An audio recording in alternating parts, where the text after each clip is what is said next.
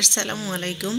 আজকে আমি আপনাদের সাথে আমার শিক্ষার যেখানে হাতে করি সেখানে আজকে আমি শিক্ষক, সেই সম্পর্কে একটু আপনাদের সাথে শেয়ার করব। আমাদের শিক্ষা প্রতিষ্ঠানটি মনে হবে যেন একটি দ্বীপের উপরে অবস্থান।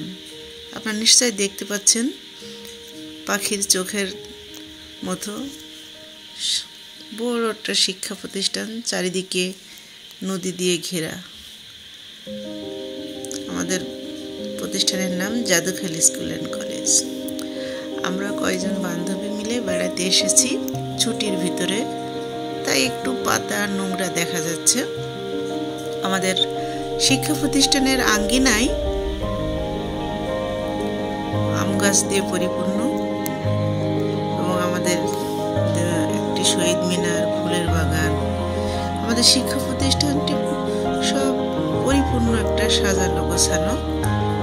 বিকেলে অনেকেই ঘুরতে আসে আমাদের এই শিক্ষা প্রতিষ্ঠানটিতে। পুরানো এবং নতুন বিল্ডিংয়ের সমন্বয়ে এই শিক্ষা প্রতিষ্ঠানটি। দেখেন, অনেকেই বিকেলে ঘুরতে এসেছে আমাদের এই প্রতিষ্ঠানে। গাছে ভরপুর। সারা বাংলাদেশের ভিতরে একসময় আমাদের শিক্ষা প্রতিষ্ঠানটি দ্বিতীয় স্থান অধিকারী ছিল গাছ রোপণের জন্য। এই শিক্ষা প্রতিষ্ঠানটি 1949 সালে প্রতিষ্ঠিত। 1 থেকে দ্বাদশ শ্রেণী পর্যন্ত আছে।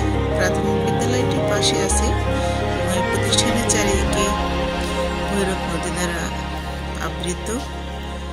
এখনও আমাদের শিক্ষা প্রতিষ্ঠানের শিক্ষার্থীরা নদী পার হয়ে বিদ্যালয়ে আসে।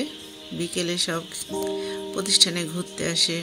সুন্দর মনোরম পরিবেশ, চারিদিকে গাছপালা, মনে হচ্ছে বদ্বীপ। আমাদের শিক্ষা প্রতিষ্ঠানের চারিদিকে 3 দিকে নদী দ্বারা আবৃত।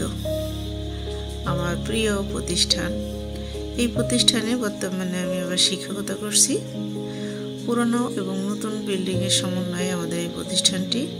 যেমন আমরা স্মার্ট টিভিতে ক্লাস নিই, ল্যাবে ক্লাস নিই, ডিজিটাল ক্লাস নিই এবং মাল্টিমিডিয়া ক্লাসরুম, স্মার্ট ক্লাসরুম। আবার আমরা ব্ল্যাকবোর্ডেও ক্লাস নিয়ে আসো, হোয়াইট বোর্ড, ব্ল্যাকবোর্ড।